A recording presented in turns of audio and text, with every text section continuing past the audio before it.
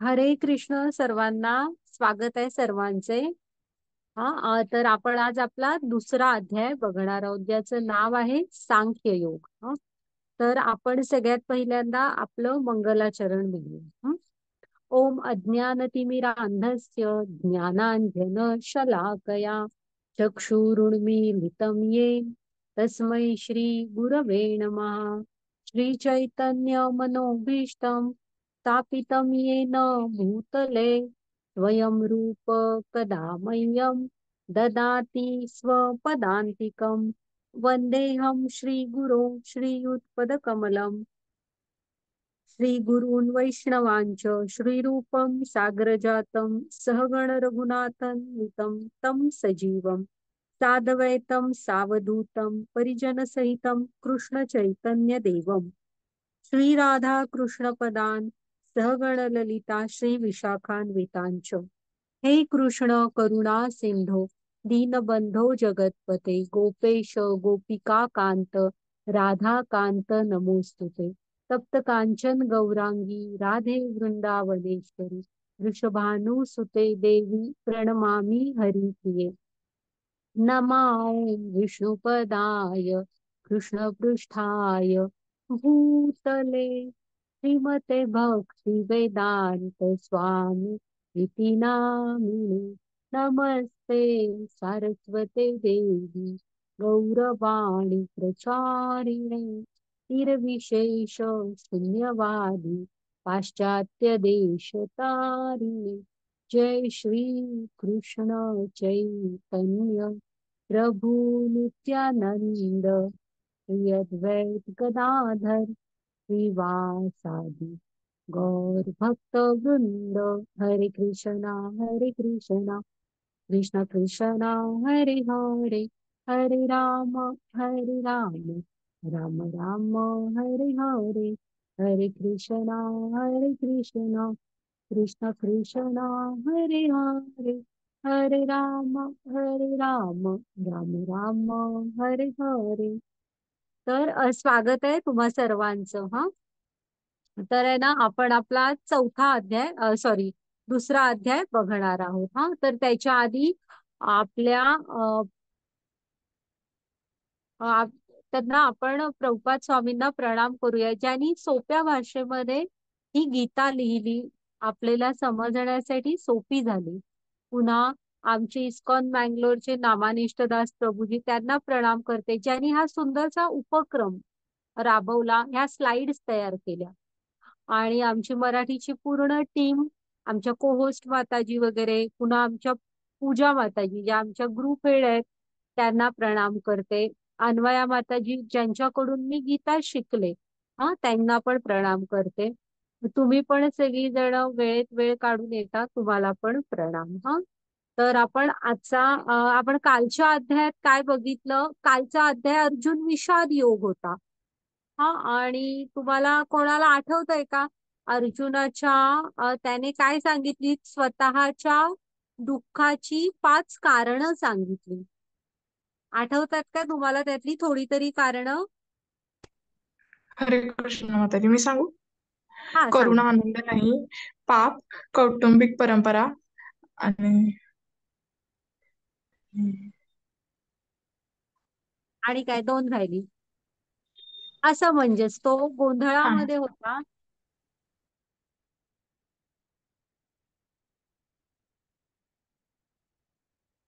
Okay. आणि विजयाची पण 10 कारणं आपण बघितली होती, हो की नाही? सॉरी, विजयाची 9 कारणं आपण बघितली होती, हो की नाही? आता ना माताजी पुढची स्लाइड घ्या. तुम्ही लक्षात ठेवा, आजपासून आपली भगवद्गीता खरी सुरू होते, म्हणजे कृष्ण बोलतो आजपासून. काल कृष्णाने फक्त ऐकलं, बोलले ते काही नाही. हा तर आहे ना, आपण बघूया की कृष्ण कधी बोलायला सुरू करतात. भक्त शरण जावे लागतात तेव्हा ते बोलतात. आणि आहे ना, भगवद्गीता तुम्ही पेन वगैरे आणि वही घेऊन बसा. तुम्हाला जे योग्य वाटेल लिहून घेण्यासारखं ना, महत्वाचं थोडं नोट डाऊन करा. ग्रुपवर रेकॉर्डिंग येतील तरी पण असावं आपल्याजवळ. आणि भगवद्गीता कशी आहे माहिती आहे, सूर्यप्रकाशासारखी आहे, ती सगळ्यांसाठी आहे. त्यामुळे आपण असं बघा तुम्ही आजपासून सुरू होईल. ती आपल्या भगवद्गीतेला ना जीवनाचं पुस्तक म्हटलंय. काय आहे ती गीता, काय आहे तर ती मनुष्याच्या जीवनाचं पुस्तक आहे. जसं युजर मॅन्युअल असतं ना, तसं तशी आहे ती. जसं आपण एखाद्या इलेक्ट्रिक वस्तू बरोबर युजर मॅन्युअल मिळतं ना, मिळतं की नाही. पण मनुष्यांना कुठे काय मिळालंय, तर ही भगवद्गीता हे मनुष्य जीवनाचं पुस्तक आहे. ती आपल्याला सांगते की तुम्ही मनुष्य जीवनाची कर्तव्य काय आहे, ध्येय काय आहे. हा तर मग आपण बघूया आजचा अध्याय. तर हा आजचा अध्याय आहे की नाही, ह्याचं नाव आहे सांख्ययोग. प्रभुपाद स्वामींनी ह्याला ना गीतेचं सार असं नाव दिलेलं आहे. का माहित आहे? हा आपण एखाद्या पिक्चरचा ट्रेलर बघतो बघा. तर 3 तासाच्या पिक्चर मध्ये काय आहे, साधारण काय असेल, हे आपल्याला त्या ट्रेलर मध्ये अंदाज येतो की नाही. तसा हा जो अध्याय आहे ना, हा भगवद्गीतेमध्ये बरेच म्हणजे तो भक्तियोग, कर्मयोग, ज्ञानयोग, थोडासा हठयोग, असं सगळ्याला म्हणजे ध्यान योग, अशा सगळ्याला थोडा थोडा स्पर्श करतो. असा थोडा मोठा अध्याय आहे. त्यामुळे भगवद्गीतेचं सार असं प्रभुपाद स्वामींनी याला म्हटलेलं आहे. हा घ्या माताजी पुढची स्लाईड. आता इथं आहे ना, हा आपण आहे बघा, ह्या अध्याय हा श्लोक तुम्ही लक्षात ठेवा. ह्या श्लोकाने भगवद्गीतेची सुरुवात झालेली आहे. वाचायला पण शिका. धर्मक्षेत्रे कुरुक्षेत्रे समवेता युयुत्सवा मामका पांडवा चैव किम अकुर्वत संजय. हा घ्या माताजी पुढची स्लाईड.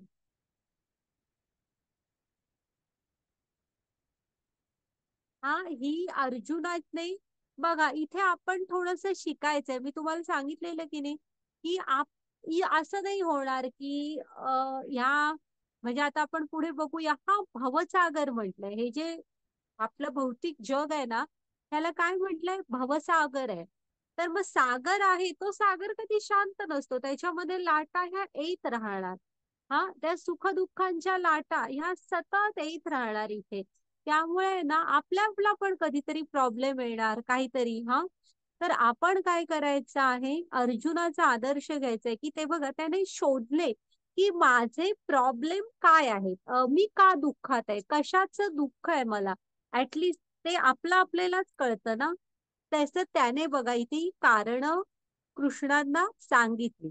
मग इथे आजच्या अध्यायात आहेत ना, कृष्णाने त्याच्या ह्या 5 पैकी 4 दुःखांची हे दिलेली आहे, उत्तरं दिलेली आहेत. आणि 5व्याचा आपण उद्याच्या अध्यायामध्ये बघणार आहे. तर करुणा वाटत नाही म्हणत होता, म्हणजे सॉरी करुणा वाटते, दया वाटते. तर कृष्णाने त्याला कसलं हे दिलं म्हणजे कृष्ण म्हणाले की त्याला आत्म्याचं ज्ञान दिलं. मग म्हणाला मला आनंद वाटणार नाही. तर ते म्हणाले की म्हणजे तिथे कर्मयोग थोडासा सांगितलेला आहे की दोन्ही मध्ये तू जर मृत्यू पावलास तरी तुला हे स्वर्ग मिळेल. आणि जर का तू हे केलास म्हणजे युद्ध जिंकलास तर हस्तिनापूरचं साम्राज्य मग पाप लागेल. तर कृष्णाने काय सांगितलं, जेव्हा कृष्णांची आज्ञा, कृष्णांची सेवा म्हणून आपण एखादी गोष्ट करतो त्याचं आपल्याला पाप लागत नाही. कौटुंबिक परंपरा ह्याचं उत्तर आपल्याला उद्याच्या अध्यायात दिलेलं. आणि इथे असमंजस आहे आजच्या अध्यायात, थोडस ट्रान्सलेशन जरा इकडे तिकडे. तर असमंजसचं त्यांनी सांगितलंय की तू तुझ्या बुद्धीला फाटे फुटले म्हणून तू असमंजस आहे. तू स्थिर बुद्धीने, निश्चयात्मक बुद्धीने विचार कर, तर तुला व्यवस्थित तुझा मार्ग दिसेल. म्हणजे इथे एक लक्षात घ्या की अर्जुन जेव्हा म्हणतोय की मी दुःखात आहे, मी युद्ध नाही करणार, तेव्हा कृष्णाने त्याला ज्ञान दिलं. त्याला असं नाही म्हटलं की जा अर्जुना तू घरी जाऊन शांत बस, मी लढतो, मी जिंकतो आणि तुला मी तर राज्य मिळवून देतो, असं नाही म्हटलं. हे असतं सत्य बघा. इथे प्रत्येकाला जीवनाची लढाई ही स्वतःची स्वतः लढायची असते. जसं अर्जुनाला त्यांनी ज्ञान दिलं तसं आपणही ते ज्ञान मिळवायला हवं आणि ज्ञानात स्थित व्हायला हवं. हा, कृष्ण असं नाही म्हणत आहेत की मी तुझी लढाई लढतो. गीता ही तुम्हाला कुठेही कर्तव्याच्या मार्गापासून बाजूला व्हायला सांगत नाही. तुम्ही आतापासून किंवा कालच्या अध्यायापासून बघा, 18व्या अध्यायापर्यंत सातत्याने कृष्णाने अर्जुनाला उठ आणि लढ म्हणूनच सांगितलेलं आहे. कुठंही कर्तव्यापासून दूर व्हायला सांगितलेलं नाहीये. हा, तर आता आपण बघूया त्यामुळं अर्जुन आता काय म्हणतोय आता पुढे. हा, घ्या माताजी पुढची स्लाईड. हा, तर आहे ना, आता इथे आपण, तुम्ही जेव्हा घरी जरा भगवद्गीता उघडलात किंवा पीडीएफ मध्ये वगैरे पण बघा भगवद्गीतेच्या, तर आहे ना त्याच्यामध्ये लिहिलेलं आहे बघा की श्री कृष्ण जिथे बोलले आहेत ना, तिथे लिहिलेलं आहे श्री भगवान उवाच. असं नाही लिहिलेलं की कृष्ण उवाच, अर्जुन उवाच, संजय उवाच असं आहे. पण कृष्णांच्या इथं काय आहे? श्री भगवान उवाच. मग त्यांना का भगवान म्हटलंय? गीता आपल्याला सांगते ना, ईश्वर कोण आहे, म्हणजे परमेश्वर कोण आहे, सर्वांचे ईश्वर कोण आहे. तर हे भगवान म्हणजे कृष्ण कोण आहेत? भगवान तर कृष्ण आहेत. पराशर ऋषीनी ना एक हे केलेली आहे, काय सांगा, एक व्याख्या की माताजी पुढची स्लाइड घ्या. भग म्हणजे ऐश्वर्य, वान म्हणजे युक्त. तर हा ही असू, ह्याच्या पुढची घ्या. हा, ही आधी आपण भगवानचा अर्थ मग आधी बघूया, ही असू दे आणि मग मागची सांगते. हा, तर ह्या म्हणजे पराशर ऋषींनी काय सांगितलंय, भग म्हणजे ऐश्वर्य, वान म्हणजे युक्त. मग ही 6 ऐश्वर्य त्यांनी सांगितलेली आहेत. ह्या 6 ऐश्वर्यानी जो युक्त असतो त्याला भगवान म्हणतात. ओके, मला तुम्ही स्वतः थोडा मनात विचार करा. ही ती 6 ऐश्वर्य आहेत. कुठली? सौंदर्य, श्रीमंती, प्रसिद्धी, सामर्थ्य, ज्ञान आणि संन्यास. ह्या षड ऐश्वर्यानी पूर्णपणे युक्त असतो ना, तो भगवान असतो. पण कसं युक्त पाहिजे माहित आहे? तर पूर्ण रूपात.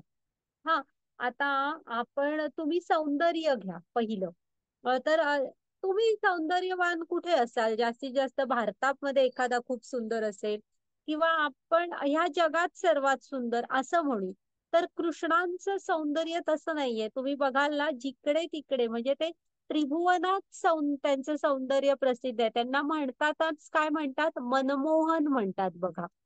हा, आणि त्यांनी जेव्हा मोहिनी रूप घेतलेलं तेव्हा सारे देवता आणि असुर त्यांच्यावर हे झाले होते, म्हणजे त्यांच्या सौंदर्याने मोहित झालेले. पुन्हा त्यांची मैया लहान असताना जेव्हा त्यांना गोकुळात तयार करून पाठवायची, तर त्यांना म्हणजे ते गोप गोपी तर बघतच बसायचे, गायी वासरं सुद्धा त्यांना बघतच बसायची, स्थिर झाल्यासारखी, म्हणजे फ्रीज झाल्यासारखी. ते जे काय करतायत ते थांबून, असं अप्रतिम सौंदर्य. हा, त्याच्यानंतर श्रीमंत. आता हे जे आपण जेव्हा पुढचे अध्याय बघू तेव्हा बघाल की त्यांच्यामधूनच सगळ्याची उत्पत्ती आहे. त्यामुळे त्यांच्यापेक्षा श्रीमंत कोण असणार? ही जी ब्रह्मांडाच्या ब्रह्मांड आहेत सगळी त्यांच्यामधूनच उत्पन्न होतात. हा, प्रसिद्धी. आता प्रसिद्धी बघा, तुम्ही कुठल्याही आपल्या गोष्टी बघा, जेव्हा मोठे मोठे असुर त्रास द्यायला लागत तेव्हा सगळे देवी देवता सुद्धा मदत मागायला कोणाकडे जात? इवन ब्रह्मा वगैरे जातात विष्णूंकडे. त्यामुळे कसं आहे, अ, ते सगळ्या देवी देवतांमध्ये प्रसिद्ध आहे. पुन्हा सामर्थ्य, सामर्थ्य पण ते तसंच की सगळ्या देवी देवतांना मदत करतात असुरांना मारायला. पुन्हा आता ते रामानी खरदूषण राक्षसांबरोबर युद्ध केलेलं बघा. फक्त राम होते एका बाजूला आणि खरदूषण आणि त्यांची अख्खी सेना होती दुसऱ्या बाजूला, तरी राम आरामात जिंकले होते. असं असामान्य सामर्थ्य आहे. आता कृष्ण एकदम लहान लहान असताना कितीतरी राक्षस कंस पाठवायचा त्यांना मारायला. कृष्ण त्यांच्या बरोबर युद्ध म्हणजे त्यांना मारून टाकायचे, आरामात मारायचे. असं असामान्य सामर्थ्य आहे त्यांच्याकडे. आता आलं ज्ञान. तर ज्ञान म्हणाल ना, तर आपण जेव्हा ज्ञानाचं मागे मागे म्हणजे आपल्याला ज्ञान कुठून आहे आता सध्या जे आलंय त्याचं मूळ ओरिजिनल स्त्रोत वेद घेतो आपण. मग वेदांची निर्मिती कोणी केली? तर वेदांना निर्मिती नाही, वेदांचं ज्ञान कोणी दिलंय आपल्याला? ब्रह्मानी. मग ब्रह्मांना हे ज्ञान कोणी दिलंय? तर कृष्णाने दिलेलं आहे. कारण ब्रह्मांची निर्मितीच त्यांच्या नाभीतून आलेल्या कमळातून झालेली आहे. हा, त्यामुळे ज्ञान कोणाकडे आहे? पूर्ण रूपात वेदांचे. आपण 15व्या अध्यायात बघू, वेदांचे ज्ञाते संकलक सगळं कृष्ण आहे. हा, आणि मग काय तो संन्यास. हे संन्यास म्हणाल ना, तर त्यांच्याकडे परम विरक्ती आहे, त्यांना कशाचाही मोह नाही. ह्यापैकी एखाद दुसरी गोष्ट थोड्या प्रमाणात असली तरी आपण खूप अहंकारी बनतो. ते हे क्षण ऐश्वर्य पूर्ण रूपात आहेत, तरी पण ते पूर्ण वैराग्य आहे त्यांच्याकडे. कशाचाही कण मात्र मोह नाही त्यांना. म्हणजे तुम्ही राम कृष्ण यांची चरित्र बघा. जेव्हा प्रभू रामचंद्रांना माहित होतं की आपण रात्री म्हणजे झोपताना संध्याकाळपर्यंत की दुसऱ्या दिवशी आपला हे आहे राज्याभिषेक. पण सकाळी उठल्यावर काय कळलं की 14 वर्षाच्या वनवासाला जायचंय. तर ते तेवढ्याच आनंदाने गेले, म्हणजे कुठेही हे नव्हता की माझा आता राज्याभिषेक होणार नाही. आता गोकुळात जेव्हा नंद यशोदांजवळ कृष्ण राहत होते, पण पुढे कंसाला वगैरे मारणं गरजेचं होतं, पाप खूप वाढत होतं पृथ्वीवर. त्या असुरांना मारणं गरजेचं होतं, त्यासाठी गोकुळ सोडून जावं लागलं तरी गेले. त्याच्यानंतर मथुरा सोडावी लागली तरी गेले. कृष्णाने द्वारका निर्माण केली, पण द्वारकेचे राजे त्यांनी उग्रसेनांना केलं. तसं म्हणजे कशाचाही मोह नाहीये त्यांना. तुम्ही बघा आणि कोण ह्या 6 मध्ये बसतं का ह्याच्यापेक्षा? हा, तर आता आलं ना, ह्या 6 ऐश्वर्यानी युक्त जे असतात आणि पूर्ण रूपात, हा, त्यांना म्हणायचं भगवान. तर त्यामुळे कृष्ण हे भगवान आहेत. ओके. मग आपण ह्या भगवत प्राप्तीचे 3 टप्पे सांगितलेले आहेत. हा, आता मागच्या स्लाइड घ्या माताजी. तर ह्याचे 3 टप्पे बघूया आपण. हा हा हा हा हे असू दे. बघा, पहिला ब्रह्म, दुसरा परमात्मा आणि तिसरा भगवान. हा, पहिला काय? हा ब्रह्म. आता ब्रह्म म्हणजे काय?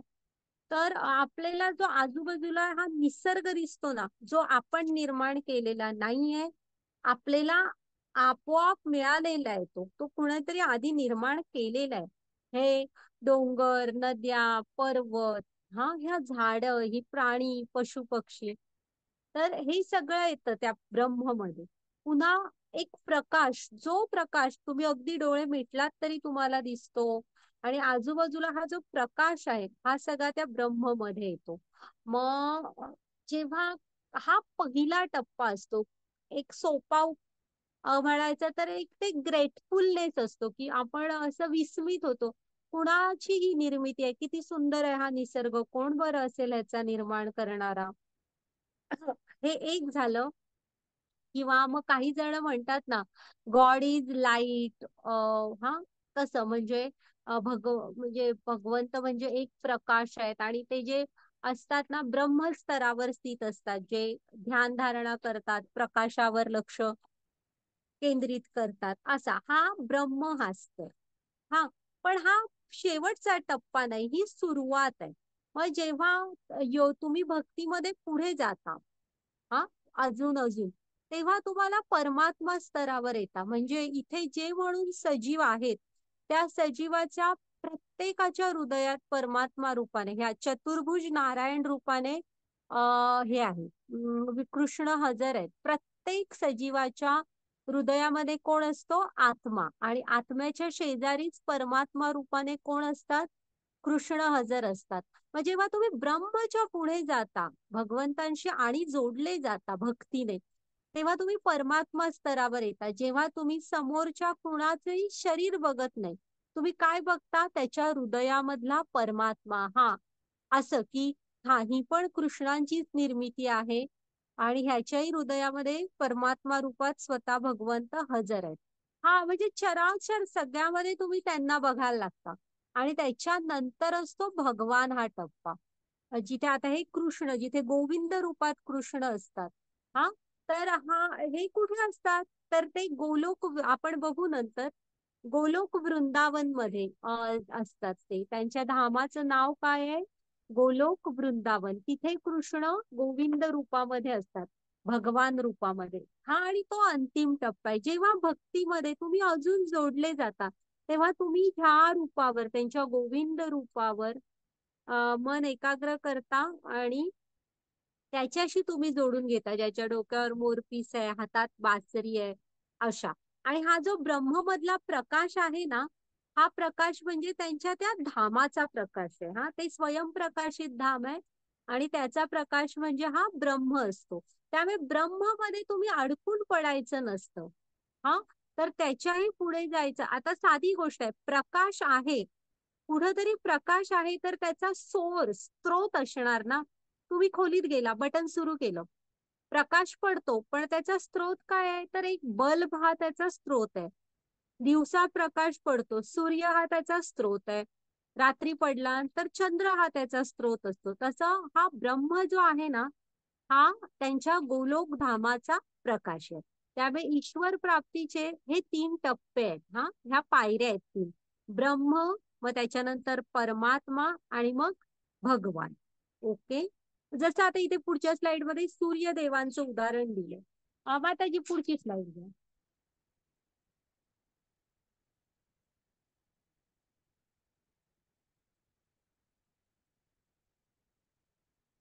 हे बघा, हा, आता आपल्याला सूर्याचा प्रकाश दिसतोय, पण तुम्ही फक्त असं खाली बघताय, फक्त प्रकाश दिसतोय.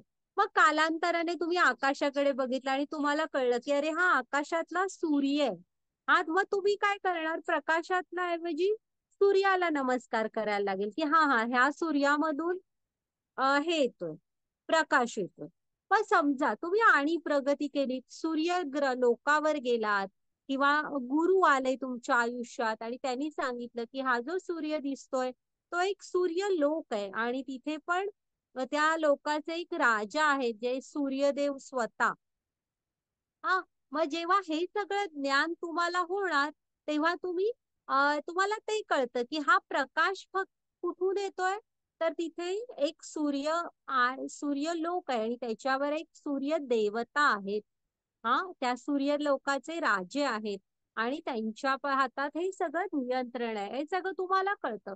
म्हणजे हे कसे झाले? हे टप्पे झाले. जसं जसं तुम्ही ज्ञान अजून अजून मिळवत गेला आणि आणि त्यांच्याशी जोडले गेला, तसे तुम्ही पुढे पुढे गेला. तसेच हे ब्रह्म, परमात्मा आणि भगवान हे टप्पे आहेत. आता आपल्या परमात्मा स्तरावरचं उदाहरण सांगते तुम्हाला. आपल्या वारकरी संप्रदायामध्ये तुम्ही बघाल बघा की अ, ती लोक बघा, सर्वांना नमस्कार, वय बघत नाहीत, आणि सगळ्यांना पाया पडत असतात बघा. तर ती स्त्री पुरुष आहे, वय काय आहे असं बघत नाहीत. ते काय बघतात? प्रत्येकाच्या हृदयामधला परमेश्वर बघत असतात ते. हा, ते परमात्मा स्तरावर असतात. ओके. हा, घ्या माताजी पुढची स्लाइड.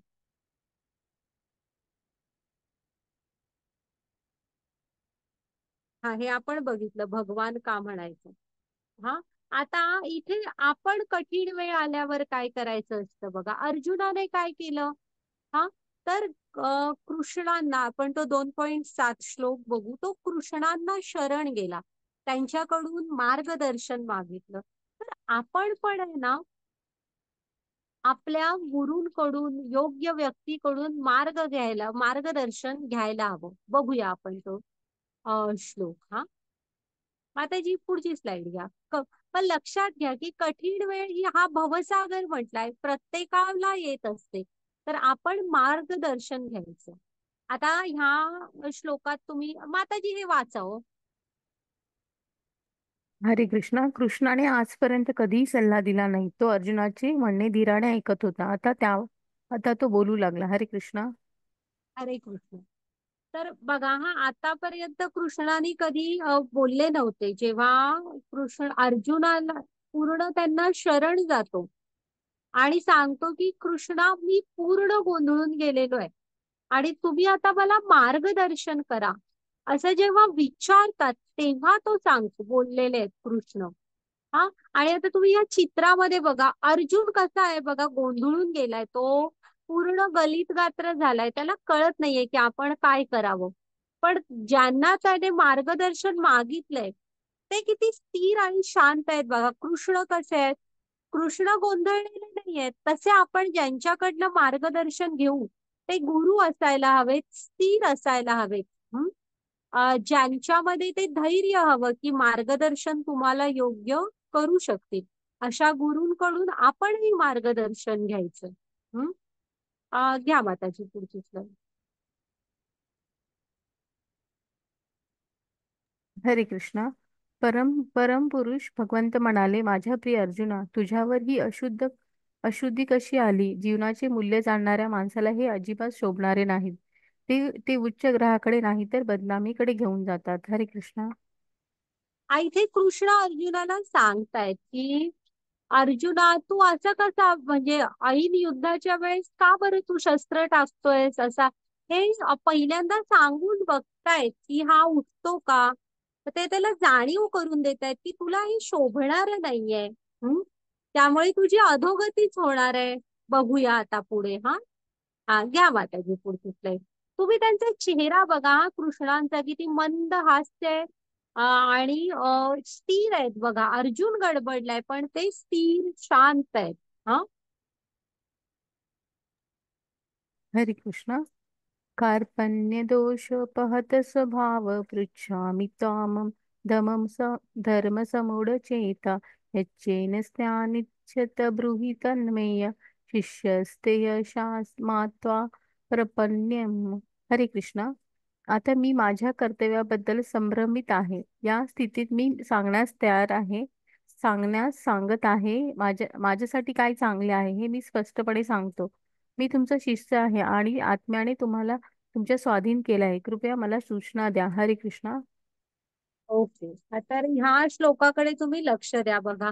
ही शरणागत व्हायची ही योग्य पद्धत आहे. तुम्ही सर्वांनी लक्षात घ्या की आपण आहे ना, आपण ठरवलेलं असतं जरी प्रॉब्लेम आला तरी, की माझ्यासाठी म्हणजे आता खूप प्रकारचे प्रश्न आपल्याला पण पडतात की कोणत्या, म्हणजे आता मी एज्युकेशन पुढे कुठल्या फील्ड मध्ये घेऊ, किंवा मी नोकरी कुठली करू, किंवा मी घर कुठे घेऊ, घर घेऊ की फ्लॅट घेऊ, गाडी घेताना कुठलं मॉडेल घेऊ. बरेच प्रश्न असतात. आपण मार्गदर्शन पण घेत असतो, नाही असं नाही. पण आपण कसं घेत असतो, उत्तर आपण मनात ठरवलेलं असतं आणि देवाकडे जातो वगैरे तेव्हा सांगतो की मला हे हवंय, भगवंता मला ही गाडी हवी आहे आणि मला ही मिळू दे. असं इथे कृष्ण अर्जुन कसा आहे बघा तो. त्याने काय सांगितलं कृष्णांना की कृष्णा, हा माझ्यासाठी थांबा, मी तुम्हाला एक मिनिट भगवद्गीतेमधनं त्याचं ट्रान्सलेशन वाचून दाखवते. त्यात एक शब्द आहे तो तुम्हाला सांगते. माझ्या दुर्बलतेमुळे मी माझ्या कर्तव्य चरणाविषयी गोंधळून गेलो आहे आणि माझी मनःशांती नष्ट झाली आहे. अशा स्थितीत माझ्यासाठी निश्चितपणे सर्वात श्रेयस्कर काय आहे या संबंधी मी तुम्हाला विचारित आहे. मी तुमचा शिष्य आहे, तुम्हाला शरण आलो आहे, कृपया मला उपदेश करा. तर तो काय म्हणतो, या स्थितीत माझ्यासाठी सर्वात श्रेयस्कर काय आहे. हा शब्द तुम्ही लक्षात ठेवा, यत श्रेय. तर तो काय सांगतोय की माझ्यासाठी जे श्रेयस्कर आहे ते तुम्ही करा. असं नाही सांगत आहे की मला युद्ध करायचं नाहीये त्याचा उपाय सांगा. तर ही शरणागत व्हायची योग्य क्रिया आहे. जेव्हा कधी तुम्ही कृष्णांकडे जाल, कन्फ्युज असाल, तेव्हा कृष्णांना सांगा की कृष्ण, जे माझ्यासाठी योग्य आहे तो मार्ग मला दाखव. असं नसतं की मला हे हवंय आणि तू मला ते दे. हा व्यवहार झाला. हम्म ते घ्या माताजी पुढची स्लाईड. आणि तो बघा त्यांना स्पष्ट सांगतो की मी तुम्हाला शरण आलेलो आहे. त्यामुळे शरणागती स्वीकारल्याशिवाय कृष्ण नाही बोलणार. आपण पण जेव्हा कृष्णांना शरण जाऊ, त्यांची मदत मागू, तेव्हाच ते तुम्हाला मार्गदर्शन करणार. त्याच्या तोपर्यंत नाही, कारण त्यांनी प्रत्येकाला थोडंसं स्वातंत्र्य दिलेलं आहे. हा जेव्हा तुम्ही शरणागत व्हाल तेव्हा तुम्हाला ते मदत.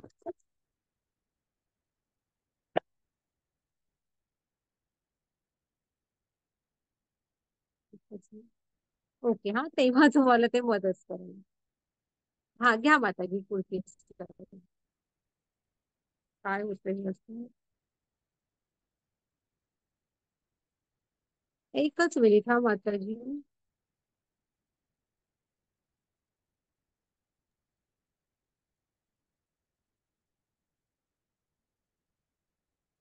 माताजी मला थोडा स्क्रीन व्यवस्थित दिसत नाही. मी 1 मिनिटात लिव्ह होऊन परत जॉईन होऊ का?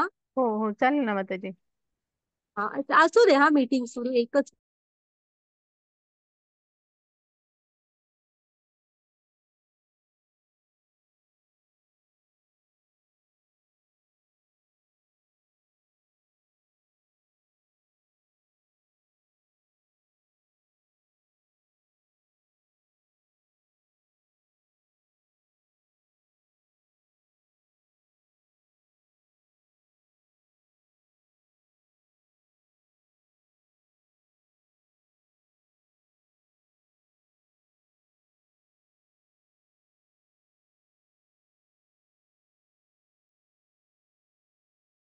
हा ओके, चालेल. हा माताजी, हे वाचा आता तुम्ही.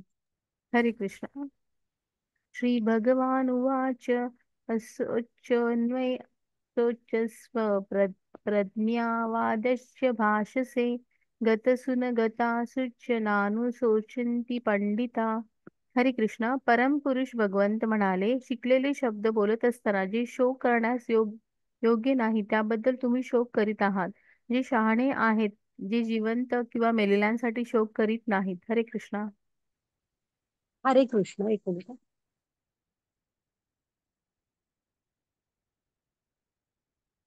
हा, तर इथे कृष्ण अर्जुनाला ना थोडं समजावून सांगतायत की कृष्ण काय सांगतायत की तू जे शोक करण्यास योग्य नाहीये त्याच्यासाठी शोक करतोयस तू.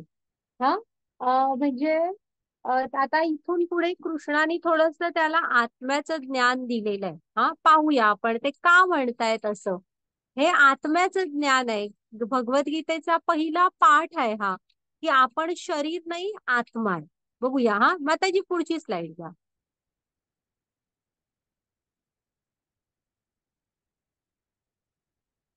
हरे कृष्णा. न तेवाह जातु नासं न नेमे जनाधिप न चैव न भविष्यायं सर्वे वयमत परम. हरे कृष्णा. अशी वेळ कधी आली नाही जेव्हा मी अस्तित्वात नव्हते. ना तुम्ही ना हे सर्व राजे किंवा भविष्यात आपल्यापैकी कोणी थांबणार नाहीत. हरे कृष्णा. हे आत्म्याचं ज्ञान दिलंय बघा कृष्णाने. कृष्ण काय सांगतायत की आत्मा हा अमर असतो. अशी कधीच वेळ नव्हती की आपण, आत्मा जो आहे हा कृष्णांपासचा अंश आहे. हा, आपला आत्मा आपल्या हृदयामध्ये असतो. प्रत्येकाचा आत्मा हा ज्याच्या त्याच्या हृदयामध्ये असतो. तर तो हा कृष्णांचा अंश आहे. आणि आत्मा कसा असतो, हे शरीर जीर्ण झालं की तो दुसऱ्या शरीरामध्ये जातो. त्यामुळे तो निरंतर प्रवासात असतो. शरीर बदलतो पण आत्मा अस्तित्वात असतो. त्यामुळे तो म्हणतोय असं कधीच नव्हतं की तू हे समोरचे राजे हे अस्तित्वात नव्हते, असं कधी नाही. आणि भविष्यात पण ते असणारच आहेत अंश रूपाने, आत्म्याच्या रूपाने. आत्मा कधीही मरत नाही. हा, तो कृष्णांचा अंश आहे. तो कृष्णांसारखाच सनातन आहे. तो फक्त शरीर बदलत असतो. माताजी, पुढची स्लाइड घ्या.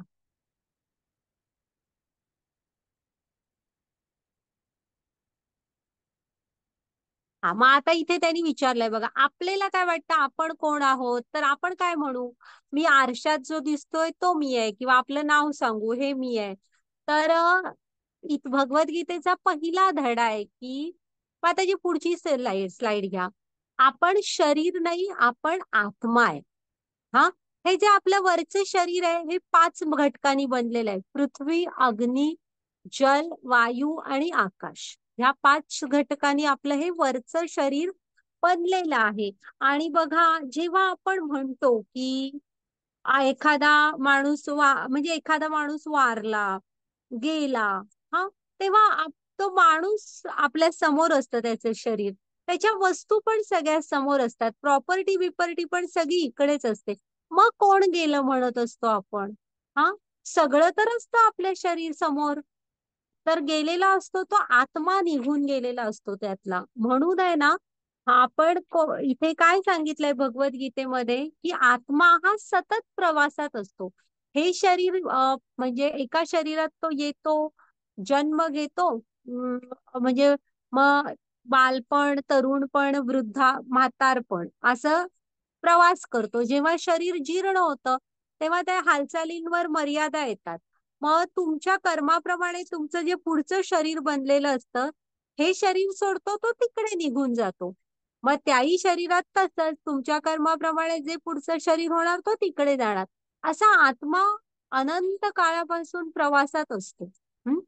त्यामुळे आपले शरीर ही आपली योग्य ओळख नाहीये, तर आपण आत्मा आहोत. आणि आत्मा कोण आहे? कृष्णांचा अंश आहे. त्यामुळे भगवद्गीतेचा हा पहिला पाठ आहे, मी शरीर नाही, मी आत्मा आहे. ओके, माताजी पुढची स्लाइड घ्या. बघा इथे सजीव आणि निर्जीव मध्ये फरक काय आहे? आता आपण काय शिकतो? सजीव गोष्टी ह्या जागा बदलू शकतात, त्यांची वाढ होते. हा, निर्जीव गोष्टी असं काही करू नाही शकत. म्हणजे बघा आता तुम्हाला एक उदाहरण देते. आपण बसलोय घरात आणि रस्त्यावरून गाड्या जाताना आपण बघतो, फोर व्हीलर. तर आपण म्हणतो का ही फोर व्हीलर ऑटोमॅटिकच चालते, त्याच्या आत त्याचा ड्रायव्हर असतो की नाही? हा, किंवा एखादी गाडी रिमोटने चालत असेल, आपण अपवाद म्हणून घेतलं तरी ते रिमोट म्हणजे वापरणारं कोणतरी असतंच ना. तसं आपलं हे जे शरीर आहे ना, हे चालतंय म्हणजे ह्याचा ड्रायव्हर आत्मा आहे, तो हृदयामध्ये बसलेला आहे. हा, असं नाहीये की आत्म्याने शरीर सोडलं की काही उपयोग नसतो, मग आपण ते हालचाल नाही करत. हा, आपण सजीव का आहोत? तर आपल्यामध्ये तो आत्मा आहे म्हणून. ओके, घ्या माताजी पुढची स्लाइड.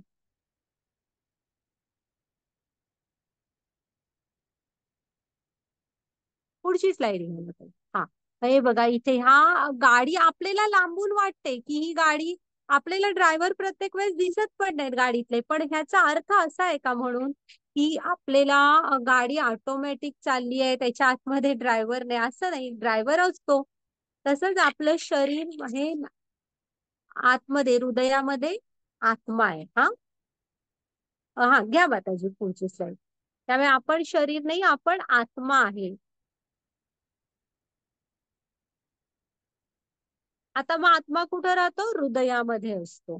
आणि त्याचा आकार पण सांगितलेला आहे, केसाच्या टोकाचा 10,000वा भाग एवढा आत्म्याचा आकार असतो. हा, घ्या माताजी पुढची स्लाइड.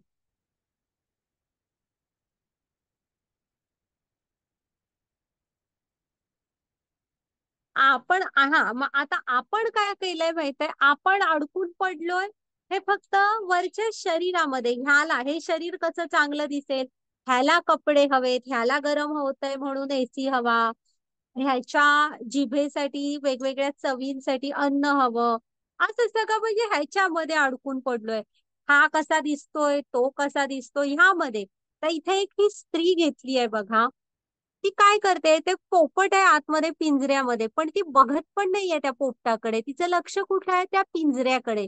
त्या पिंजऱ्यालाच स्वच्छ करते, कदाचित त्यालाच सोन्याचं बनवलंय, त्यालाच वेगवेगळे खडे आणून लावेल वगैरे असं. आणि त्यामुळे आतल्या पक्षाने काय पूर्ण मान टाकली आहे बघा त्या पक्षाने. हा, तर आणि इकडे दुसरा दाखवलाय बघा, एका पिंजऱ्यामध्ये तो पोपट आहे की नाही, तसं आहे ह्या वरच्या शरीरामध्ये आपला आत्मा असतो. आणि आपलं आत्म्याकडे बिलकुल लक्ष नसतं, कधीच आपण आत्म्याच्या आनंदासाठी काय करत नाही. जसं ती स्त्री सगळं वरच्या शरीरासाठी करते, तसंच आपण पण करत असतो. घ्या माताजी पुढची स्लाइड. आत्म्याचा आनंद काय आहे? आत्म्याचं अन्न काय आहे? हरिनाम जप. आता तुम्ही म्हणाल का हरिनाम जप? तर ते शास्त्रांमध्ये सांगितलेलं आहे की कलियुगाचा, आपण ते पुढच्या पुढच्या अध्यायात बघूच, कलियुगाचा धर्मच आहे हरिनाम जप. आणि तो आत्मा जो आहे ना, तो कृष्णांचा अंश आहे, त्यांच्यापासून बाजूला झालेला अंश आहे. मग ज्याच्या अंश आहे त्याला ओढ आहे तिकडे जायची, आणि तो आपल्याला ना फक्त मनुष्य जन्म हा एकमेव जन्म असा आहे की ज्यामध्ये आपण हे नाम घेऊ शकतो. आता तुमच्या घरात मांजर असेल तर तुम्ही त्याला म्हणा की बाबा तू हरिनाम जप घे, हरे कृष्ण म्हण, तर ते म्हणू नाही शकत, कारण त्यांचा मेंदू तितका प्रगत नसतो. फक्त म्हणजे कधीही स्वतःला असं समजू नका की काय माझ्याकडे हे नाही ते नाही. मनुष्य जन्म मिळालाय हीच खूप मोठं भाग्य असतं. कारण ह्या मनुष्य जन्मातच आपण भक्ती करू शकतो, आत्म्याला परमात्म्याशी जोडू शकतो. हा, आणि त्याचा आनंद आहे तुम्ही घेऊ, म्हणजे कलियुगाचा धर्मच आहे हरिनाम जप. त्यामुळे आत्म्याचं अन्न काय आहे, तर हरे कृष्ण कृष्ण कृष्ण हरे हरे, हरे राम राम राम हरे हरे. म्हणजे महामंत्र आहे हा आपला, ह्याचा जप. कारण तो त्यांचा अंश आहे, त्याला आवडतो आणि तो वाट बघत असतो की कधीतरी ह्या जन्म मृत्यूच्या फेऱ्यातनं माझी मुक्ती होईल आणि मी परमात्मा म्हणजे भगवंतांकडे परत निघून जाईल. आणि त्याच्यासाठीच त्याला मनुष्य शरीराची तो वाट बघत असतो की कधीतरी पुण्य एवढं जमेल की मनुष्य शरीर मिळेल आणि मग त्या शरीरात पण कोणतरी भक्ती करेल आणि मग कृष्णांशी जोडून येईल. त्याचा आनंद खरा त्यामध्ये आहे. ओके, घ्या माताजी पुढची स्लाइड. आता ना तुम्ही म्हणाल की मग माताजी हे आम्हाला कुठे जाणवत नाही, कुठं दिसत नाही.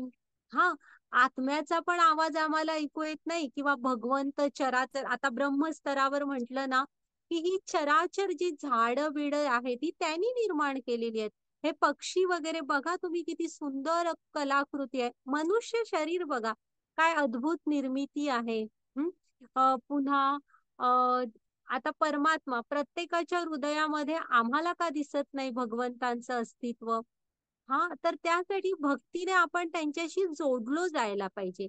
कसं आहे ना, आता मनुष्य जन्माची चार हे आहेत. म्हणजे मनुष्यामध्ये चार दोष असतात. कुठले, की आपण म्हणजे त्याला अपूर्ण इंद्रिय आहेत. आता आपल्या इंद्रियांच्या मर्यादा आहेत. तुम्ही ठराविक अंतरापर्यंतच बघू शकता, ठराविक अंतरापर्यंतच आवाजापर्यंतच ऐकू शकता. अशा मग आपल्या इंद्रियांच्या काही मर्यादा आहेत. हा, वास पण ठराविक घेऊ शकता तुम्ही. पुन्हा दुसरं, मनुष्य हा खोटं बोलतो.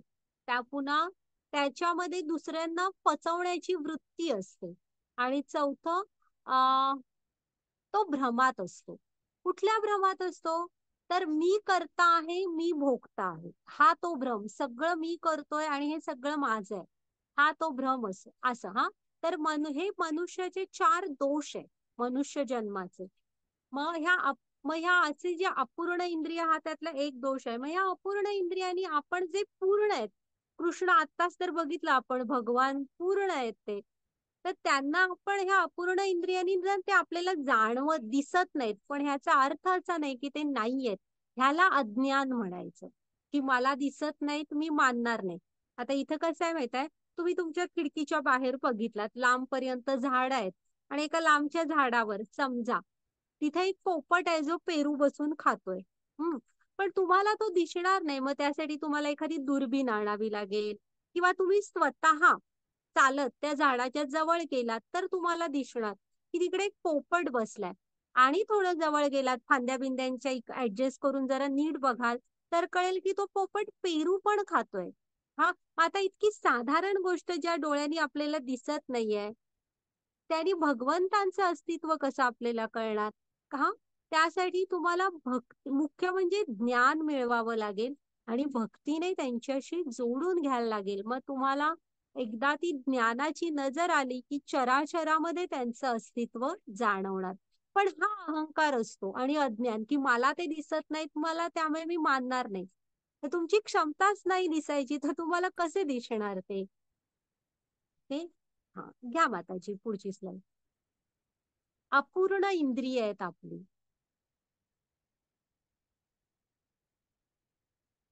जेव्हा ती तुम्हाला नजर येईल ना, तेव्हा बघा तुम्हाला दिसणार ते भगवंत. हे भगवंतांचं म्हणजे कृष्णांचं गोविंद रूप दिसणार, गोलोक वृंदावन धामामध्ये आहेत ते. हा, त्यासाठी आपल्याला ती नजर हवी. ओके, माताजी घ्या पुढची स्लाइड. हा, तर हा श्लोक आहे ना, हे 2.13 आणि 2.14 तुम्ही पाठ करा जमल्यास, हा नंबर लिहून ठेवा. हे दोन श्लोक खूप महत्वाचे श्लोक आहेत हा मनुष्य जन्माविषयी. वाचा माताजी. हरे कृष्ण.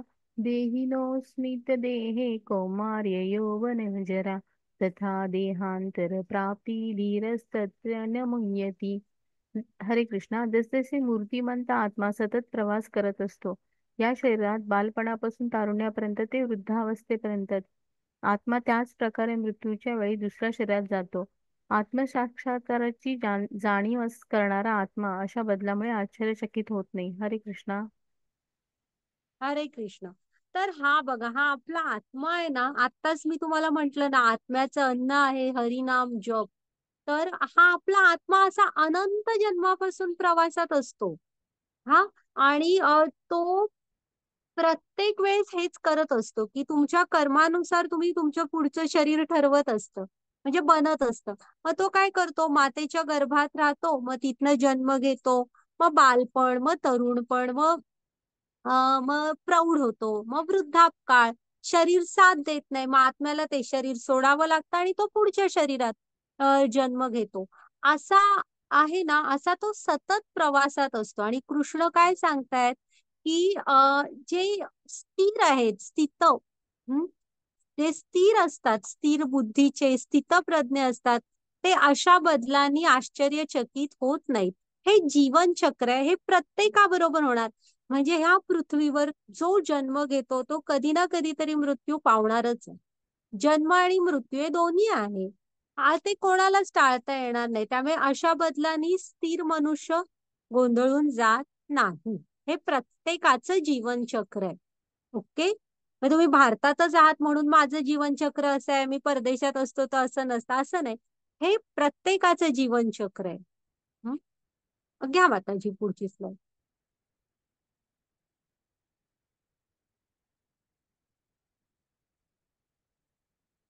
हे बघा, आता कसं आहे बघा, तुम्ही लहान असताना 3 चाकी सायकल चालवायचा, मग 2 चाकी सायकल, मग ही मोपेड, मग 4 व्हीलर. जसं तुमचं वय आहे तसं तसं तुम्ही गाड्या बदलत गेलात. तसंच आहे, म्हणजे हे जीवनाचंच चक्र आहे. बालपण, तरुणपण, म्हातारपण.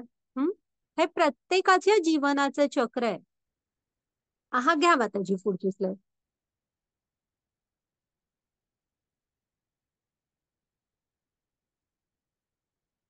हे बघा, 84 लाख योनी आहेत. हा. आणि त्यामधल्या इथं जलचरांपासून सुरू होतात त्या. मग त्याच्यानंतर मग समुद्र, म्हणजे जमिनीवर राहणारे प्राणी, पक्षी, असं करत शेवटचा जन्म, जेव्हा पुण्य तुमची इतकी जमा होतात की आता तुम्हाला मनुष्य शरीर मिळेल, त्यावेळेस एवढा प्रवास केल्यावर त्या आत्म्याला एकदा मनुष्य शरीर मिळतं.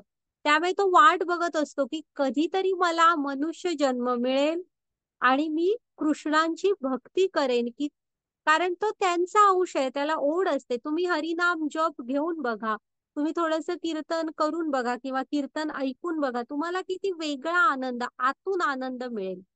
तो का? कारण तो आत्म्याचा खरा आनंद आहे. तो वाट बघत असतो की कधीतरी ह्या शरीरात येईन आणि त्या ह्या शरीराचा उपयोग भक्तीसाठी करेल. हा.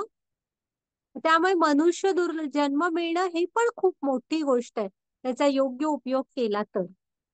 घ्या माताजी पुढची स्लाइड. आणि त्याचं मूल्य जाणून घ्या. एवढे प्रवास करून मिळालेला हा मनुष्य शरीर आहे. हा. सहजासहजी मिळत नाही ते.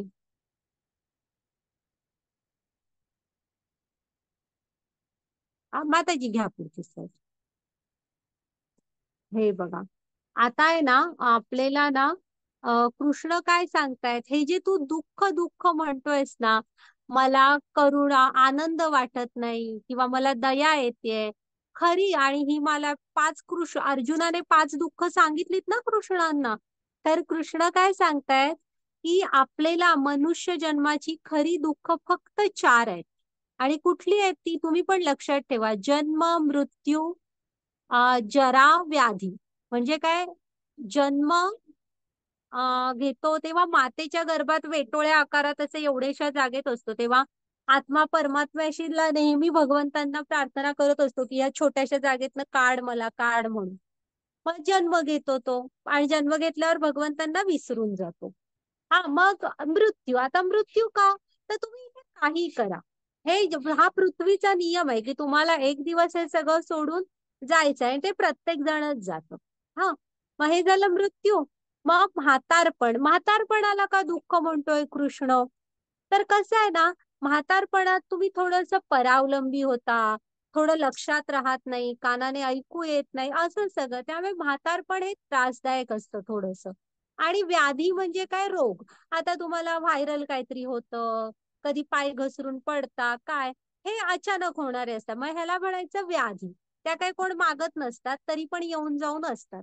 तर त्यामुळे कसं आहे ना, ह्या जे कृष्ण काय सांगतोय की ही का बरं म्हटलंय कृष्णाने की ही खरी चार दुःख आहेत. उरलेली दुःख आहेत ती अज्ञानामुळे तू दुःख आहेत असं म्हणतोयस. कृष्ण अर्जुनाला सांगतो की ती खरी दुःख नाहीत, तू अज्ञानामुळे त्यांना दुःख मानून बसलायस. तू ही खरी दुःख जन्म मृत्यू जरा व्याधी ही चार आहेत. का माहित आहे? ही टाळता येत नाही. आणि ही बाकीची जी दुःख आहेत, आता तुम्हाला राहायचं घर छोटं आहे, मोठं हवंय, ठीक आहे, तुम्ही थोडे प्रयत्न करून पैसे साठवून कधीतरी मोठं घर घ्याल. किंवा आता बाबा मला काही म्हणजे मला जनरली काय असतं, मला बायको अशी हवी, मला नवरा तसा हवा, गाडी मला चेंज करायची आहे, अशीच टाईपची मेनली दुःख असतात. मोबाईल माझा हँग होतोय वगैरे. तर ह्या असतात, ह्या भौतिक आहेत. ह्यातनं आपण काहीतरी प्रयत्न करून काही मार्गदर्शन घेऊन तुम्ही बाहेर पडू शकता. पण ही जी आहे ती यातना ह्यांना तुम्ही टाळू नाही शकत. त्यामुळे मनुष्य जन्माची खरी चार दुःख ही आहे. ओके, घ्या माताजी पुढची स्लाइड.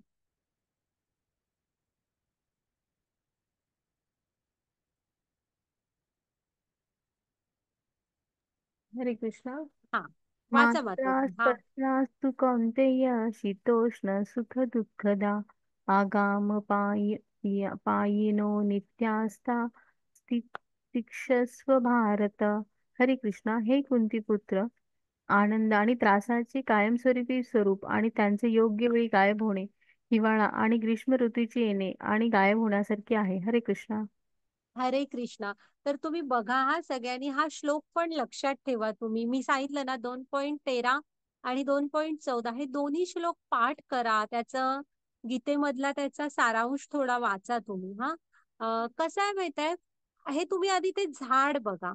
ते झाड ते एकच झाडाचे वेगवेगळ्या ऋतूमधले फोटो आहेत बघा. पहिल्यांदा त्याला इकडनं डावीकडनं बघायला सुरू करा. त्याला बघा छोटी पालवी आली आहे. मग वर्षा ऋतूमध्ये साधारण बघा ते हिरवगार झालंय. मग त्याच्यानंतर पानं पिवळी पडली आहेत, शिशीर. आणि थंडीमध्ये पूर्ण पानगळ झालेली आहे. परत चैत्रामध्ये नवी पालवी येते. परत वर्षा ऋतूमध्ये छान हिरवगार होतं. मग हे झाड एकच तेच झाड आहे, पण ऋतूंप्रमाणे कसं झालंय बघा. सेम ना, कृष्ण काय सांगतायत की अर्जुना, हे जी तू दुःख दुःख म्हणतोयस ना, तर मात्रा स्पर्शेन तू कौंतेय शीतोष्ण सुख दुःखदा. हा, तर ही जी सुख आणि दुःख आहेत ना, ही वर्षा आणि म्हणजे सॉरी, वर्षाने ग्रीष्म आणि हिवाळा ह्या दोन ऋतूंच्या येण्या जाण्यासारखी आहेत. म्हणजे उन्हाळा आणि हिवाळा यांच्या येण्या जाण्यासारखी आहेत. हा, ती येऊन जाऊन असणार. तू त्याचा हे करू नको, म्हणजे तू त्याचा त्रास करून घेऊ नको. आज आनंद आहे तर उद्या थोडस दुःख येईल. आज दुःख आहे तर थोडासा आनंद उद्या येणार आहे. हे येऊन जाऊन असतं ऋतूंप्रमाणे. त्यामुळे तू त्याचा हे म्हणजे ते स्थिर नाहीये. तू त्याचा तू स्वतः म्हणजे ना, कसं आहे, जे आत्ताच आपण मगाच्या श्लोकात पण बघितला, जो ज्ञानी मनुष्य असतो त्या अशा फरक बदलानी तो हे होत नाही. म्हणजे तो त्यात स्थिर राहतो. तो माहित असतं त्याला हे सगळं ज्ञान. हा, तसं तू पण स्थिर राहून विचार कर म्हणतायत. ओके, आणि तुम्ही पण सगळ्यांनी हा श्लोक लक्षात ठेवा. खूप काही सांगून जाणारा श्लोक आहे तो. त्याची पुढची स्लाइड. हरे कृष्ण.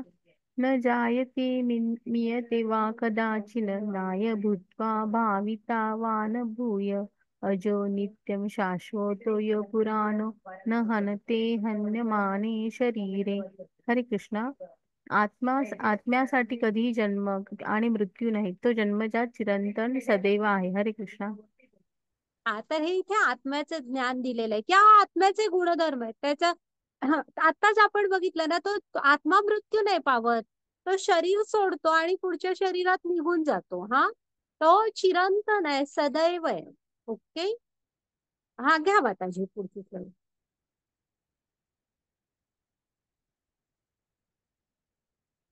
हरे कृष्णा. जसे एखादी व्यक्ती नवीन वस्त्र घालते, जुनी वस्तू सोडून देते, त्याप्रमाणे आत्मा नवीन भौतिक शरीर स्वीकारतो आणि जुन्या आणि निरुपयोगी वस्तूंचा त्याग करतो. हरे कृष्णा. मग आता अर्जुनाचं काय म्हणणं आहे?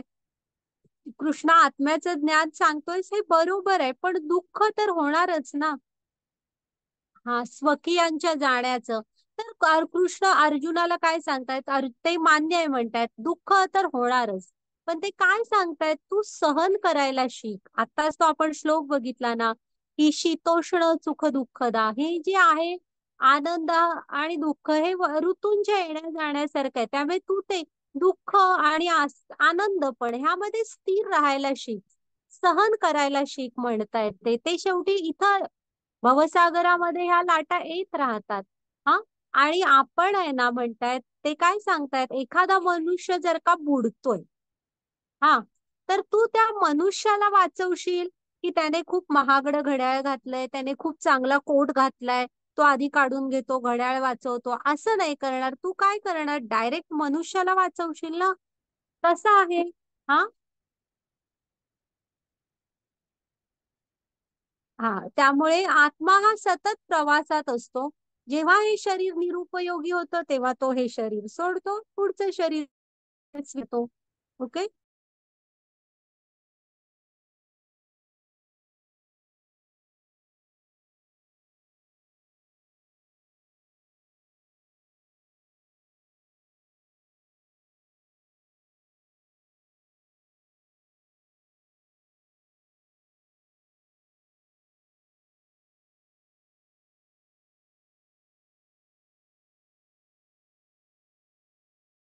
हरे कृष्ण. माते तुम्ही म्यूट वर आहे माताजी.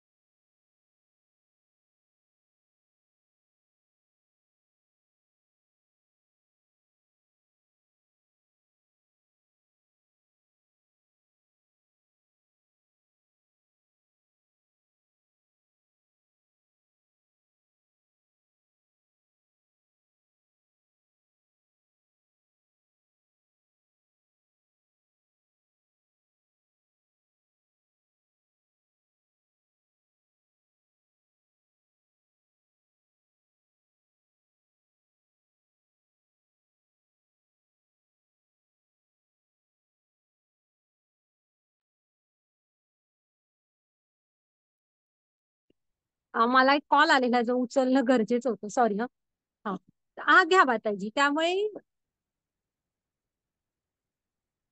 आता इथे पण हे कृष्णानी ना, माताजी ट्रान्सलेशन वाचा डायरेक्ट. आपला हरे आता हा जरा अध्याय मोठा आहे. हरे कृष्ण. जरा म्हणजे कोणत्याही बराच शस्त्राने मोठा आहे. आत्म्याला कधी तुकडे करता येत नाही. त्याला आगी जाळून टाकता येऊ शकत नाही. पाण्याने ओले होऊ शकत नाही आणि वाऱ्याने सुकवले जाऊ शकत नाही. हरे कृष्णा.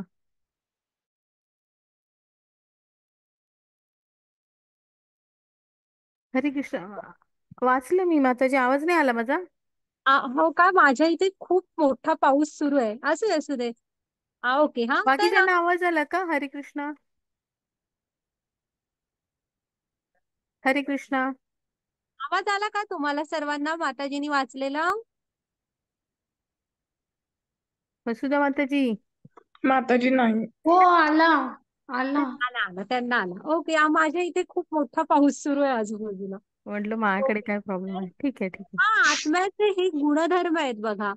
त्यामुळे कृष्ण काय सांगतायत, की तू विनाकारण दुःख करू नकोस. तू त्यांच्या शरीरावर बघतोयस बाहेरच्या.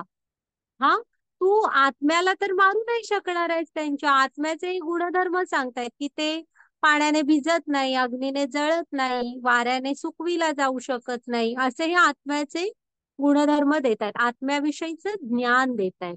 ओके. ते जे करुणा वाटते, दया वाटते, ह्याचे हे उत्तर आहे. माताजी घ्या पुढची स्लाईड.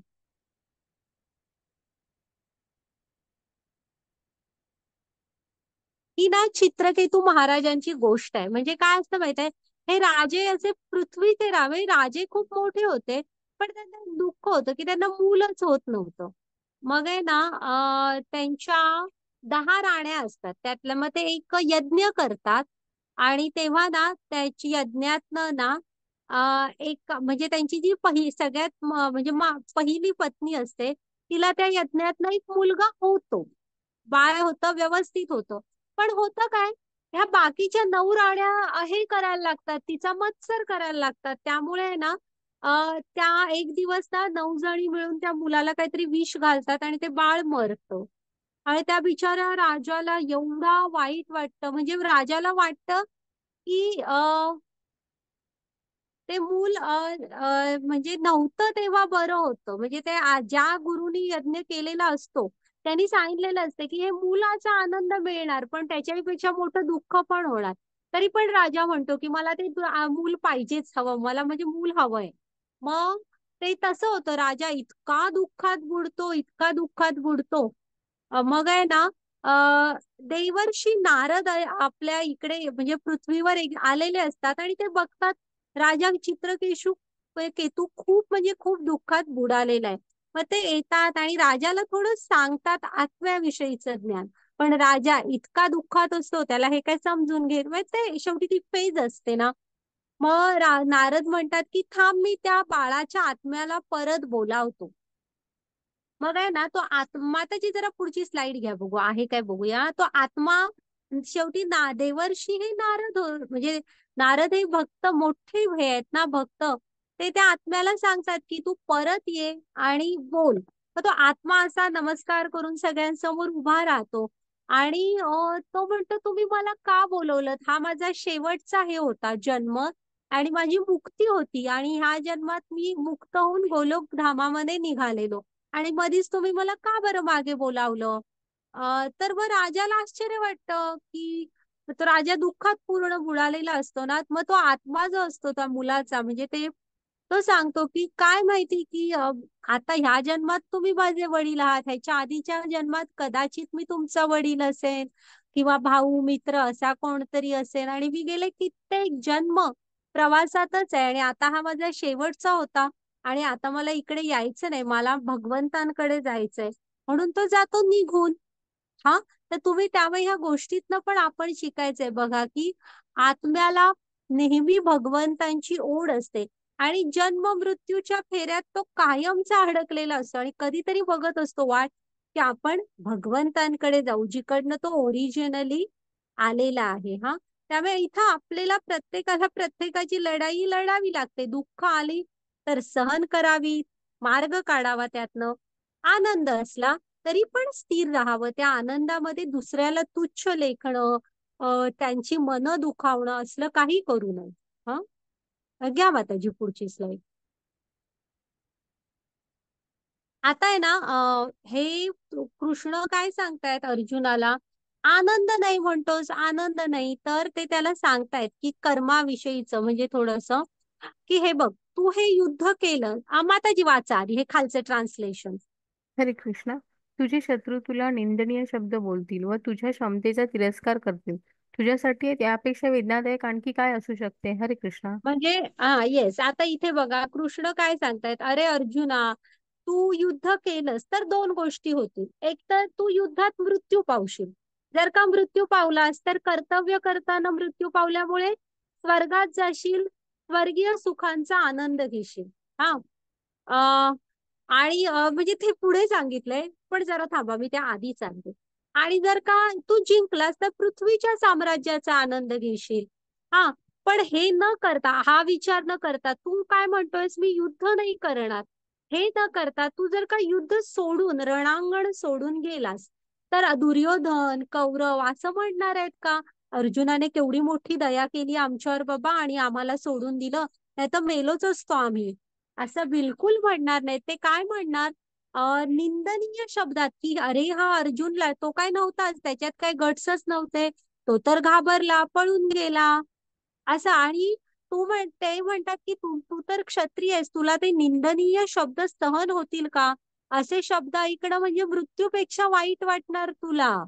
हा, ते बघा ते म्हणतात यापेक्षा वेदनादायक आणखी काय असू शकतं. घ्या माताजी. त्यामुळे ते आनंद नाही म्हणतोय ना कृष्ण अर्जुन, त्याच्याबद्दल सांगतायत ते. माताजी पुढची स्लाइड घ्या.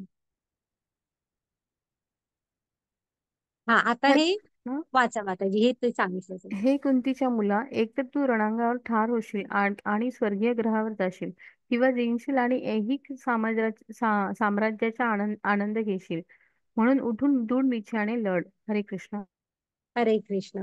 म्हणून म्हणतायत ते बघा, ते सांगतायत की दोन्ही मध्ये तुझं काय तोटा आहे. एकतर स्वर्गीय सुखाचा आनंद घेशील, नाहीतर हस्तिनापूर साम्राज्य मिळेल त्याचा आनंद घेशील. त्यामुळे उठ म्हणतात आणि दृढ निश्चयाने लढ. ओके, हा घ्या माताजी पुढची स्लाइड.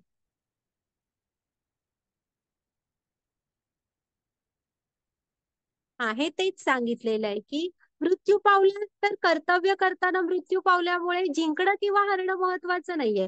तुम्ही तुमचं कर्तव्य करत मृत्यू पावलाय ना, पण तुम्हाला स्वर्ग मिळणार, तिथला आनंद घेशील. जर का युद्धात जिंकलास तर हस्तिनापूर साम्राज्य म्हणजे तेव्हा पृथ्वीचं साम्राज्य होतं, त्याचा आनंद घेशील. हा, त्यामुळे कर्तव्य कर म्हणतायत. ओके माताजी, पुढची स्लाइड.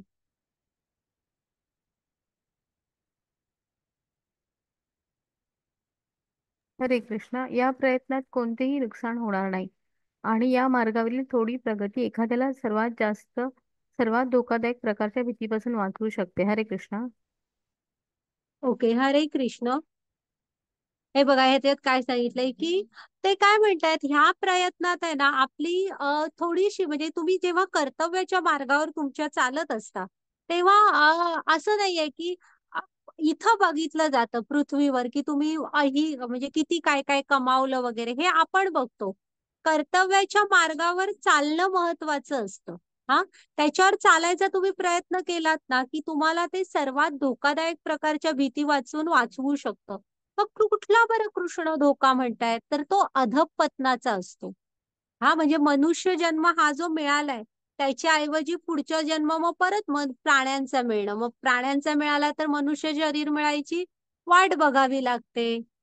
म्हणून कृष्ण सांगतायत की ह्या प्रयत्नात तुझं कुठलं नुकसान नाही होणार आहे. आता इथे ही गजेंद्रांची गोष्ट आहे. त्यांचा पाय धरतो ना तो मगर, तो काय सोडतच नसतो. गजेंद्र प्रयत्न करतात, शेवटी विष्णूंचं भजन करतात, विष्णू येतात आणि त्या मगरला मारून गजेंद्रांना मुक्ती देतात. आणि इकडं हा एक उंदीर असतो. हा ना येतो कशासाठी मंदिरात, ते मंदिरात भटजी दिवा लावून ठेवून म्हणजे मंदिर बंद वगैरे करून निघून जातात, सगळं शांत झालेलं असतं. मग हा येतो प्रत्यक्षात कशासाठी सांगा. ती वात असते ना तेलाची, ती उंदरांना खायला आवडते ना, ती खायसाठी. मग तो काय करतो, थोडंसं टोक त्याचं जळतं राहिलेलं असतं, येतो आणि ती वात तोंडात धरून ना कृष्णाच्या त्या मूर्तीभोवती प्रदक्षिणा पण काढतो. म्हणजे प्रदक्षिणा काढतो म्हणजे खात खात पळतो. पण कृष्ण काय मानतात की कसा का असे ना, उंदीर मला भेटायसाठी आला आणि हातात दिवा घेऊन त्याने मला एक प्रदक्षिणा काढली, म्हणून त्याला आहे ना पुढचा जन्म मनुष्याचा मिळतो. त्यामुळे कृष्ण सांगतायत की तुझ्या कर्तव्याच्या मार्गावर चाल तर तू, त्यामध्ये तुझा कुठला हे नाहीये, तोटा तर होणार नाही. हा, घ्या माताजी पुढची स्लाइड.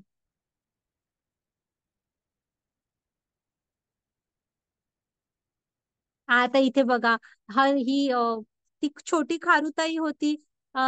राम सेतू बांधताना सगळे वानर मोठे मोठे दगड उचलून टाकवते, मग तिला वाटलं मी कशी शांत बसू, म्हणून ती छोटे छोटे दगड का होईना नेऊन टाकतच होती की नाही.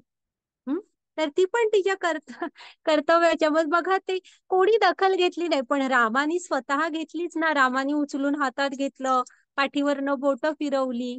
हा, त्यामुळे कधीही तुम्ही विचार करू नका की मी इथे आलो गीता ऐकतोय हे थोडंच कृष्णांना कळणार आहे, किंवा मी जे चांगलं काय करतोय ह्याची कोणाला कदर नाही, तर असं निराश नका होऊ. आपण जे आपल्या हृदयामध्येच परमात्मा आहेत, ते ना सगळं माहित असतं. तुम्ही जे करताय चांगलं ते सगळं ते म्हणजे ते नोंद घेत असतात आणि त्यांना ते पूर्ण सगळं माहित असतं. हा, घ्या. आणि इकडे हनुमानानी बघा काय काय म्हणून मोठी मोठी कामं केलीत, फक्त कृष्णांची. आणि ओळख काय सांगायचं एवढे करून, मी रामांचा दास आहे. हा, आणि रामानी पण त्यांच्यावर तेवढंच प्रेम केलं, सांगितलं ना, तुम मम प्रिय भरत ही समभाई. हा, घ्या माताजी पुढची स्लाइड. त्यामुळे ना भक्तीच्या कर्तव्याच्या मार्गावर चालण्यात आपला कुठलाही तोटा नसतो. ओके, हे बघा हे ओके, घ्या माताजी. म्हणजे जेव्हा कृष्ण सांगतात की पाप लागेल म्हणतोय ना अर्जुन, कृष्ण म्हणतात की माझी आज्ञा म्हणून तर कर, मग तुला पाप लागणार नाही. कृष्णांच्या भक्तीच्या मार्गावर चालताना तुम्ही जे काय कराल त्याचं तुम्हाला पाप नाही लागत कधी.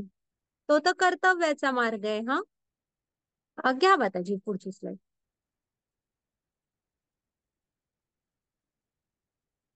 हरे कृष्ण. जे या मार्गावर आहेत ते हेतूने दृढ आहेत आणि त्यांचे ध्येय एक आहे. हे गुरुच्या प्रिय बालक, निर्विकार असलेल्यांची बुद्धी अनेक शाखांनी युक्त असते. हरे कृष्णा. कसं आहे माहित आहे, हे कृष्ण म्हणतोय ना असमंजस मध्ये आहेस. असमंजस मध्ये का आहेस म्हणतोय, निर्णय घेऊ नाही शकत आहेस, तर तुझ्या बुद्धीला खूप फाटे फुटलेत. तू स्थिरपणे विचार कर, गोंधळून गेलायस म्हणून निर्णय घेऊ नाही शकत आहेस. हा, मग अर्जुन विचारतो कोण आहे ज्याची बुद्धी स्थिर असते. तर आता बघा, स्थितप्रज्ञ माणसांची, स्थितप्रज्ञ मुनींची लक्षणं सांगितली आहेत. माताजी वा पुढची स्लाइड.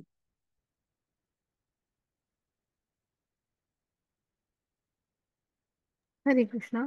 भगवान म्हणाले, हे पार, जेव्हा मनुष्य मानसिक उपचारातून उत्पन्न झालेला सर्व प्रकारच्या इंद्रिय इच्छांचा त्याग करतो आणि जेव्हा त्याच्या मनात एकांताचं समाधान मिळते तेव्हा तो शुद्ध दिव्य चैतन्यात असतो असे म्हणतात.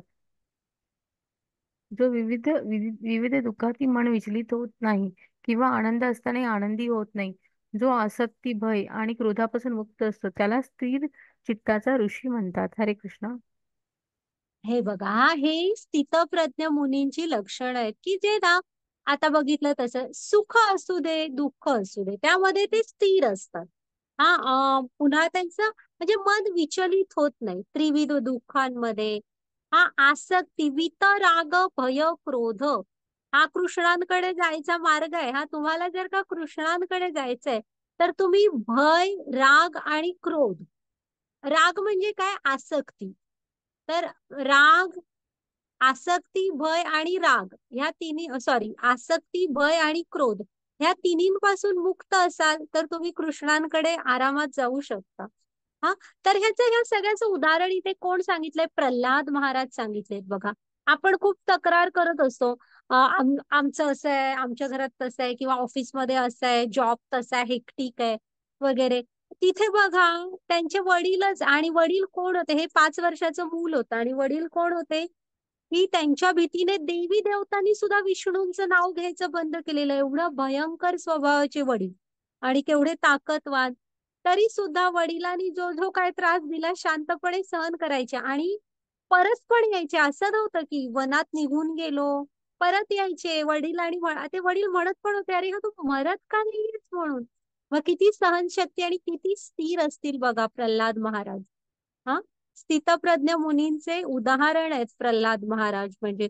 आणि शेवटी जेव्हा नरसिंहदेव प्रकट होतात आणि सगळं हिरण्यकश्यपूला मारतात वगैरे, तेव्हा सुद्धा जेव्हा त्यांच्याकडे कोण जात नसतं, देवी देवता माता लक्ष्मी पण जायला तयार होत नाही, तेव्हा सगळी विनंती करतात. ते खूप रागात असतात ना, नरसिंह भक्तांना एवढा त्रास माझ्या, तेव्हा भगवा म्हणजे भक्त प्रल्हादच जातात त्यांच्याकडे. मग ते किती प्रेमाने जवळ घेतात, भक्त प्रल्हादाला मांडीवर बसवतात. तेव्हा प्रल्हाद महाराज काय मागतात सांगा, की माझे वडील अज्ञानी होते, तुम्ही माफ करा म्हणतात त्यांना.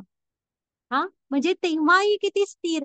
आणि म्हणतात तेव्हा म्हणजे नरसिंहदेव त्यांना सांगतात की बाळ, तुझ्यासारखा भक्त ज्या कुळामध्ये जन्म घेतो त्याच्या 21 आधीच्या आणि 21 येणाऱ्या दोन, म्हणजे मागच्या आणि पुढच्या अशा दोन्ही 21 पिढ्या ऑलरेडी हे झालेल्या असतात, म्हणजे वैकुंठ धाम, गोलोक, वृंदावन इकडे गेलेल्या असतात. हा, तर असे हे स्थितप्रज्ञ मुनींचं उदाहरण आहे. ओके, हा, घ्या माताजी पुढची.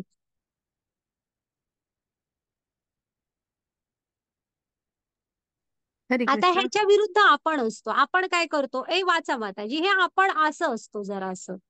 हरे कृष्णा. इंद्रियांच्या वस्तूंची चिंतन करताना माणसाला त्याच्याबद्दल आसक्ती निर्माण होते आणि अशा आसक्तीतून वासना विकसित होते आणि वासनेतून क्रोध उत्पन्न होतो, रागातून संपूर्ण भ्रम निर्माण होतो आणि भ्रमातून स्मरणशक्तीचा भ्रमनिसार होतो.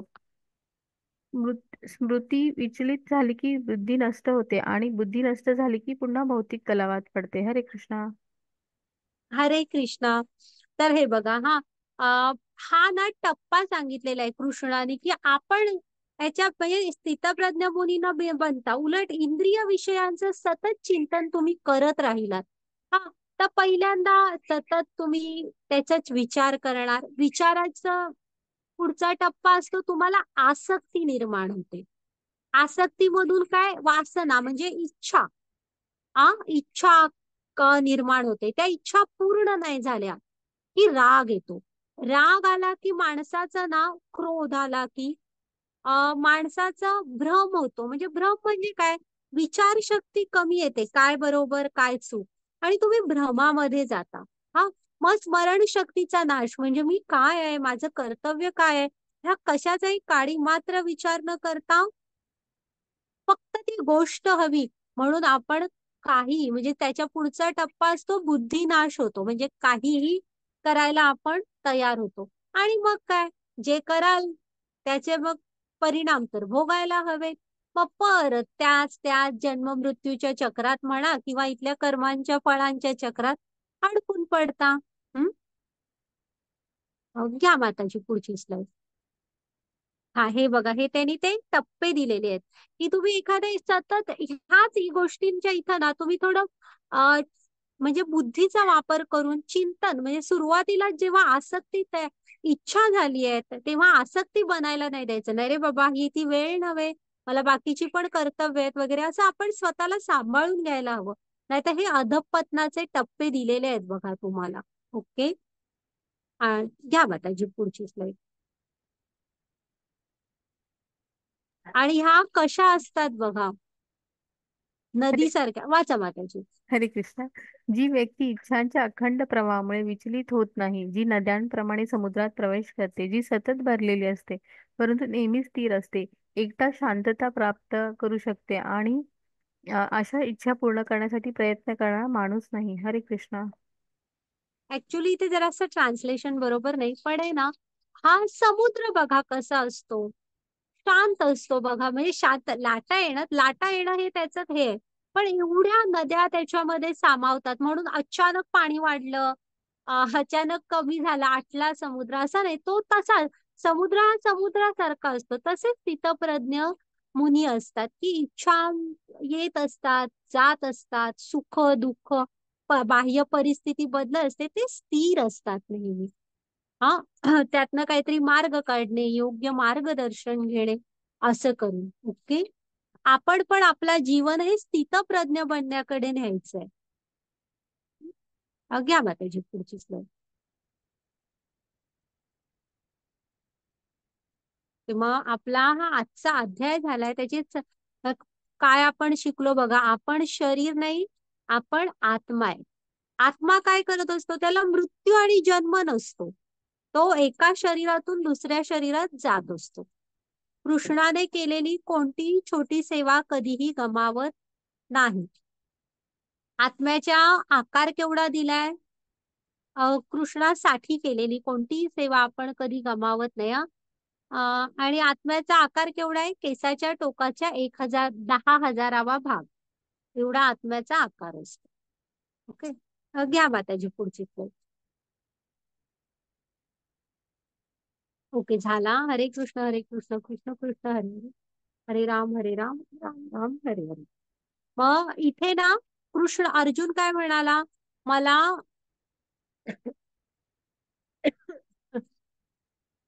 म्हणजे दया वाटते, करुणा वाटते. तर त्यांनी काय सांगितलं, की आपण शरीर नाही, आपण आत्मा आहे. मग मला आनंद वाटत नाही, तर ते काय म्हणाले, की तू जन्म म्हणजे जिंकलास तर म्हणजे हस्तिनापूर साम्राज्याचा आनंद घेशील, मृत्यू पावलास तर स्वर्गीय सुखाचा आनंद घेशील, तुझा काय तोटा आहे. मग म्हणाला की मला पाप लागेल. तर कृष्णाने काय सांगितलं, कर्तव्याच्या मार्गावर चालताना किंवा माझी माझी इच्छा म्हणून माझ्यासाठी काम करताना तुला पाप लागणार नाही. मग हे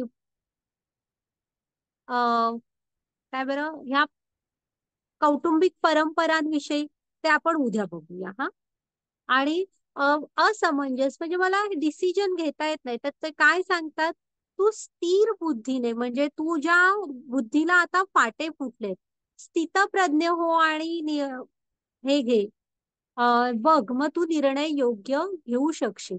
आणि मुख्य म्हणजे कृष्णांचं काय म्हणणं आहे, ही दुःख तू अज्ञानातलं दुःख म्हणतोयस.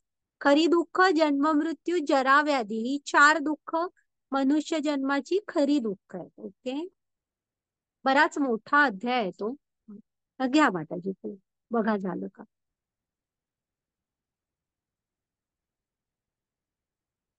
झालं म्हणतात.